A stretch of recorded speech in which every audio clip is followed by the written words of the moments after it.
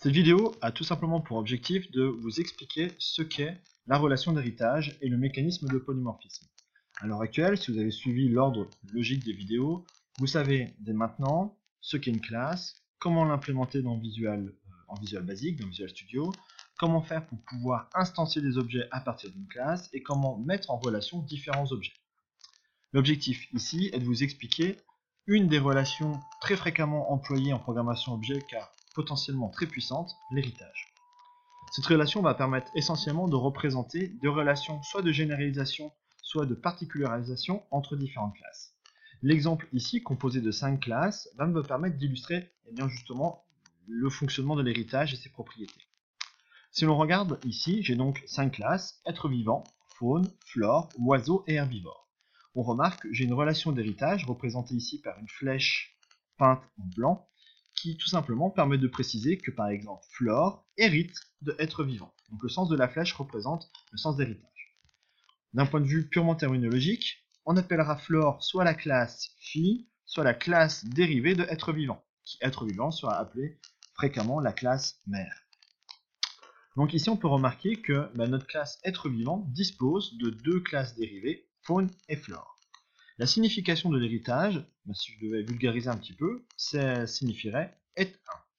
Par exemple, un objet de type faune est un objet de type être vivant. La flore est un être vivant. De par cette relation d'héritage, on précise que faune et flore sont tous les deux des êtres vivants, mais de par cet héritage-là, on explique aussi que faune et flore sont différents. Ils ont des éléments communs qui sont portés par la classe mère, mais ils vont avoir des éléments particuliers. Ce qui me permet donc de dire que lorsque je pars de la classe mère vers la classe fille, je suis en train de faire une particularisation, c'est-à-dire je vais d'un cas le plus générique à des cas plus particuliers, plus précis et différents.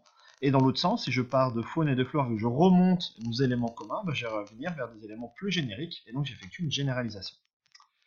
Comment se comporte l'héritage et les propriétés que nous allons obtenir grâce à cette dernière relation? Tout simplement, on peut remarquer ici que la classe flore, à première vue, ne dispose ni d'état ni de méthode. En fait, c'est pas totalement vrai, puisque de par le mécanisme d'héritage et de par le fait qu'une flore est un objet de type flore est un objet de type être vivant, eh bien, il va hériter automatiquement des états et des méthodes de la classe mère. C'est-à-dire qu'ici, même si je n'ai rien qui est inscrit dans la classe flore, en fait, tout objet de la classe flore aura une couleur, un poids, et sera capable de réaliser la méthode respirée. A l'inverse, ici, si je regarde la classe faune, la classe faune, étant donné que cette dernière est également une classe dérivée de la classe être vivant, et donc qu'un objet de la classe faune est un objet être vivant particulier, tout objet de la classe faune aura également couleur, poids, respiré. Mais ici, nous avons particularisé, puisque ce n'est pas un élément qui est commun avec flore, ici, on remarque qu'un objet de la classe faune, en plus d'avoir ces éléments communs et hérités, aura en plus un état position et un état déplacé. Cette classe faune pourra à son tour devenir une classe mère d'autres classes, dans notre cas herbivores et oiseaux, qui pourront également se distinguer l'une de l'autre par des attributs, c'est-à-dire des états ou des méthodes différentes. Si je regarde par exemple herbivore, herbivore a comme particularité d'être capable de brouter, mais de par le mécanisme d'héritage, il va être également capable de se déplacer et de respirer. Et d'un point de vue propriété, il aura toujours les états position, poids, couleur. A l'inverse, oiseau, par ce mécanisme de d'héritage successif, il aura donc altitude, position, couleur, poids, et les trois méthodes, voler, se déplacer, respirer. Si on utilise ce mécanisme d'héritage dans le cadre du fil rouge, de l'exemple fil rouge du cadastre, on remarque que la partie supérieure du modèle est exactement la même que celle que nous avons développée dans les précédentes vidéos. On remarque, et là c'est déjà le premier intérêt de l'héritage, c'est que finalement un héritage, ça peut être vu comme une extension d'un modèle, l'extension d'un programme, qui ne nécessite aucune modification du programme original. Ainsi, on remarque qu'une parcelle, de par ce mécanisme d'héritage, peut être particularisée en une parcelle rectangle, une parcelle triangle, une parcelle trapézoïdale. Ce qui me permet de dire que ces trois classes dérivées auront toutes un nom, elles seront toutes une propriété de type clos de mur ou pas, elles auront toutes les propriétés qui vont nous permettre de gérer leurs propriétaires et si elles disposent de biens immobiliers ou pas. Elles vont également nous permettre de gérer les relations topologiques entre les parcelles. Néanmoins, on remarque que ces trois classes dérivées ont des particularités.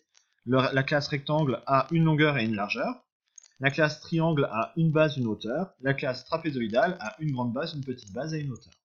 Donc tout ceci sont des propriétés qui sont propres aux classes dérivées et d'autres propriétés comme le nom clos et les différentes méthodes que j'ai énoncées tout à l'heure qui sont partagées.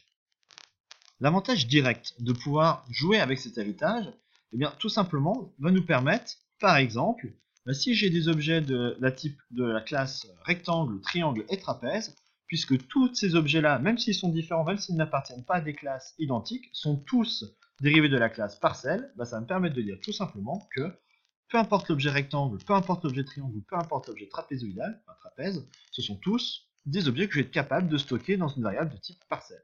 Puisque un rectangle est une parcelle, triangle est un cas particulier de parcelle, trapèze est un cas particulier de parcelle. Donc ça c'est une première chose intéressante, c'est qu'une variable de type parcelle va être capable de stocker n'importe quelle instance d'objet de la classe parcelle et de n'importe quelle classe dérivée. Donc rectangle, triangle, trapèze. D'un point de vue implémentation en Visual Basic, l'héritage se réalise vraiment très simplement. Vous avez une seule et unique instruction à connaître pour pouvoir réaliser cette relation d'héritage. L'instruction s'appelle inherits et il suffit tout simplement de préciser à l'intérieur de la classe, que vous voulez la classe dérivée, de préciser quelle est la classe mère. Donc ici, si je veux préciser dans ma classe rectangle que cette classe hérite de la classe parcelle, tout simplement, il me suffira simplement de mettre la relation inherits parcelle. Ce que je vous propose maintenant, c'est de passer sur Visual Studio et voir ce que cela va donner directement en implémentation.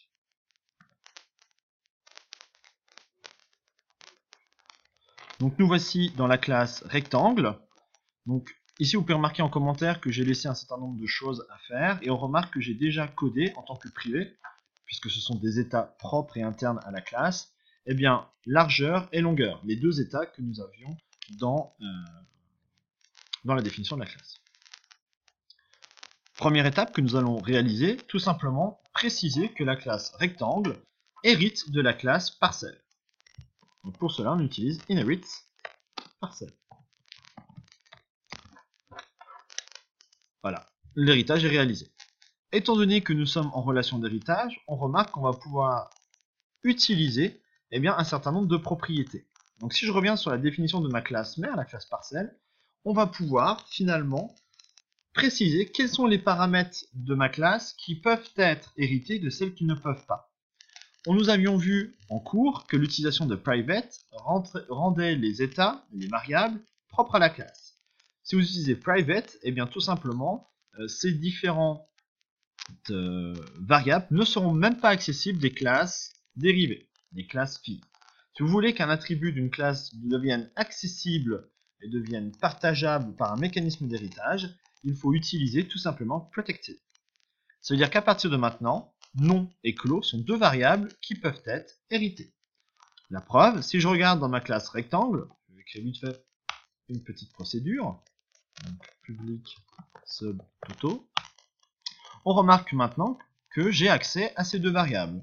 Par exemple, je vérifie, je peux très bien dire que nom égale toto. Cette variable-là, comme vous pouvez le remarquer, n'est pas soulignée. La déclaration est bien maîtrisée. Pourquoi? Parce que nous avons hérité directement de l'état. De la même façon, on peut utiliser les différentes méthodes partagées par la classe parcelle. Nous allons d'ailleurs pouvoir nous baser le constructeur, le new, de la classe rectangle sur le constructeur de la classe de niveau supérieur. Donc pour cela, nous allons déclarer le public sub new de la classe ici présente. Si je regarde le constructeur de la parcelle, on remarque que j'ai deux constructeurs pour ma parcelle. Il peut être intéressant, lorsque je crée une parcelle de type rectangle, d'avoir également la possibilité de donner le nom, est-ce qu'il est clos de mur, et en plus les dimensions largeur et longueur. Donc pour cela, je vais créer un nouveau constructeur qui va me permettre tout simplement de définir ceci. Donc, nom parcelle, un string, fermé as boolean, longueur as, on va le mettre en single, et largeur également en single. Donc j'ai bien créé ici une façon d'instancier ma classe rectangle, ça vous commencez à savoir le faire. Et bien tout simplement maintenant, je vais me baser sur le constructeur de ma classe mère, pour ne pas avoir à refaire le travail que j'ai déjà fait au préalable. Donc pour cela, c'est d'ailleurs l'un des intérêts de l'héritage, sur lequel il faut toujours s'appuyer, c'est que tout code qui a déjà été réalisé dans la classe mère, on ne va pas s'amuser à le recréer dans la classe fille. Donc pour pouvoir accéder aux propriétés de ma classe mère, j'utilise MyBase. MyBase, ça signifie tout simplement, je fais tout simplement référence à la classe supérieure. MyBase, on sait que MyBase me compose un certain nombre de méthodes qu'on retrouve ici. On voit aussi qu'on retrouve nos deux états qui sont protected, c'est-à-dire partagés entre les classes dérivées, et moi j'ai utilisé mon constructeur. Tout simplement parce que, étant donné que j'ai déjà fait ce travail-là dans ma classe précédente, je ne souhaite pas le refaire à nouveau. On remarque que ce constructeur-là, étant donné qu'il n'y avait pas de largeur et de longueur pour une parcelle, eh bien, les propriétés, je vais tout simplement utiliser ce que nous avions fait pour leur donner un nom et un prénom. Donc, je vais donner ici nom parcelle, virgule, clos de mur, c'est fermé. Et en plus de ce constructeur, puisque j'ai ici affaire à une classe dérivée avec des particularités, je vais tout simplement mettre en place le comportement à la création, à la construction d'un objet de classe rectangle, qui diffère de ma classe de niveau supérieur parcelle. Donc ici tout simplement, quelle va être la longueur et la largeur de mon rectangle. Donc si longueur est différent structurant supérieur à 0, alors on va accepter longueur égale longueur. Et un autre test, si largeur est strictement supérieure à 0, then largeur égale largeur.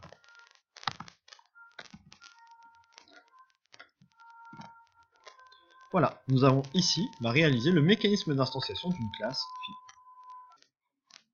Je suis retourné dans le formulaire afin de pouvoir instancier maintenant un objet de type rectangle. Pour cela, j'aimerais aussi vous montrer ce que je vous disais tout à l'heure, à savoir que tout objet de la classe phi ou dérivé peut être stocké dans une variable de type de la classe mère, puisque c'est un mécanisme de particularisation, donc si c'est un élément, c'est une parcelle particulière, ça reste une parcelle. Donc ici, je peux très bien faire une parcelle égale une nouvelle rectangle qui aura comme nom parcelle A, qui ne sera pas fermée, qui aura une première dimension et une seconde dimension. Et voilà, on voit que le mécanisme ici a bien été accepté, c'est-à-dire que je suis bien en train de mettre un objet de type rectangle dans une variable de type parcelle. Et aussi ce qui est intéressant, c'est que de par le mécanisme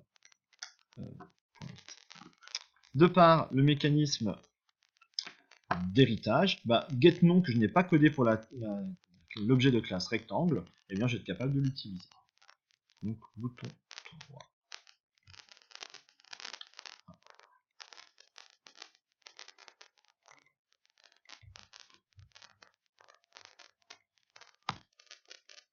Voilà, j'exécute. Parcelle 1. Donc ce qui s'est passé, tout a bien fonctionné. Donc finalement les deux premières lignes ici n'auront servi à rien puisque j'ai écrasé le contenu de cette variable par ce que j'ai créé. Et on remarque que le stockage de la variable s'est très bien passé, ainsi que l'appel de la méthode de la classe supérieure de la classe parcelle. Donc ça c'est l'intérêt de l'héritage, c'est que finalement tout ce qui a déjà été codé dans la classe parcelle, je vais pouvoir le réutiliser pour l'ensemble des classes phi, c'est-à-dire rectangle, trapèze et triangle.